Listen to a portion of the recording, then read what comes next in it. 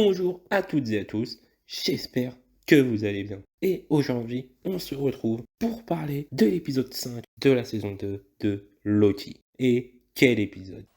Wow!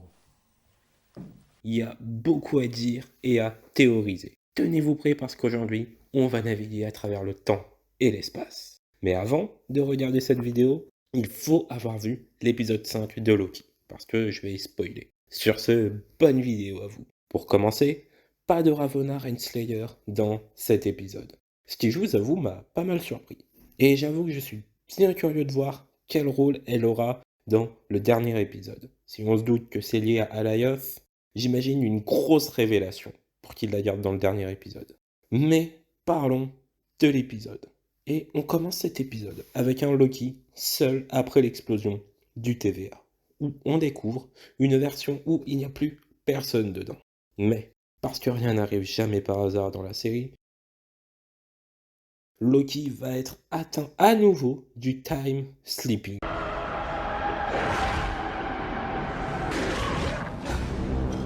Au début, lors de la première bande-annonce de la série, enfin de la saison 2, j'avais lié ça au bug qu'ont les Spider-Man dans Spider-Verse. What?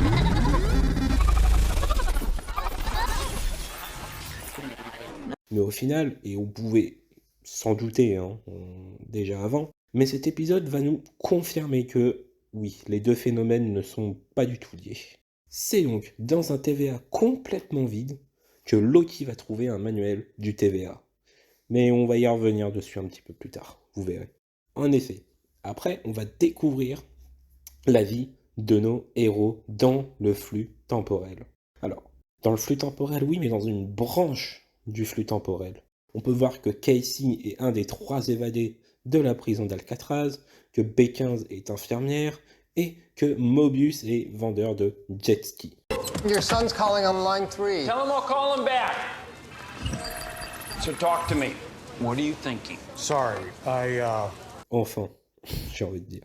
Et Ouroboros. Alors Ouroboros, lui, c'est un scientifique qui n'a pas de doctorat pour enseigner, et un auteur en échec. Mais on va s'attarder un peu plus sur son cas.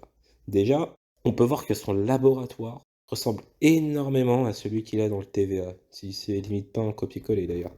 Même le code couleur du jaune, du orange ressemble grandement au TVA. Mais ce n'est pas tout. Vous vous souvenez quand Loki a trouvé le manuel du TVA? Eh bien, il le donnera à Ouroboros, qui est lui-même l'auteur de ce livre. On en revient donc à la thématique du serpent qui se mord la queue. D'ailleurs, c'est lui qui parviendra à réunir l'équipe et qui essaiera même d'aider Loki à contrôler le time sleeping. Mais ça, nous y reviendrons plus tard sur cet aspect-là. Et là, vous vous dites, mais t'as pas oublié quelqu'un? Et oui, on va parler de Sylvie. Alors pour commencer, quand Loki tombe sur Sylvie, alors il tombe pas littéralement sur elle, c'est à cause du time sleeping, il tombe en face du McDo, et là on apprend en fait qu'elle se souvient de tout, de l'explosion du TVA, de Loki, tout. Sans doute grâce au pad temporel de celui qui demeure. Et là, on va avoir une discussion entre les deux où en fait on comprend que le TVA, la guerre multiverselle, etc. ne sont que des prétextes entre guillemets bien sûr pour Loki de revoir ses amis. Et vraiment, cette discussion, je l'ai bien aimée parce que ça nous change du classique ordre et du chaos dans lequel Loki et Sylvie, depuis la fin de la saison 1, m'ont un peu saoulé au fil de la saison. Là, j'ai trouvé qu'on passait un petit peu au-dessus de ça, en fait. Donc, c'est plutôt intéressant. Mais reparlons un peu de Sylvie. Parce qu'en vrai, j'ai pas mal de choses à dire. Et en réalité, déjà, on peut voir que la réalité dans laquelle elle se trouve, elle est victime de la spaghettification. Ouais, pas facile à dire.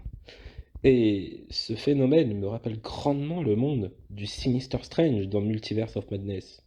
Et d'ailleurs, le moment où Sylvie part de cet univers me fait grandement penser au Supreme Strange, en fait, avec ce vide tout autour d'elle dans What If. Peut-être est-ce là les premiers signes des incursions. Maintenant, il faut qu'on parle du final et du nouveau pouvoir de Loki. En effet, on apprend dans cet épisode que Loki peut contrôler le time sleeping. C'est en effet lorsque l'équipe est réunie que l'effet de spaghettification, j'ai réussi à le dire, va atteindre le groupe. Et quand Sylvie va disparaître, Loki va prendre conscience de son nouveau pouvoir, celui du dieu du temps. Et c'est à la fin de l'épisode que Loki arrive à remonter le temps jusqu'à la fin de l'épisode 4. Et on peut imaginer que ce nouveau pouvoir va lui servir à éviter l'explosion du TVA, comme survenu à la fin de l'épisode 4. On peut même imaginer que Loki va échouer plusieurs fois et va remonter assez loin dans le temps pour se retrouver face à celui qui demeure.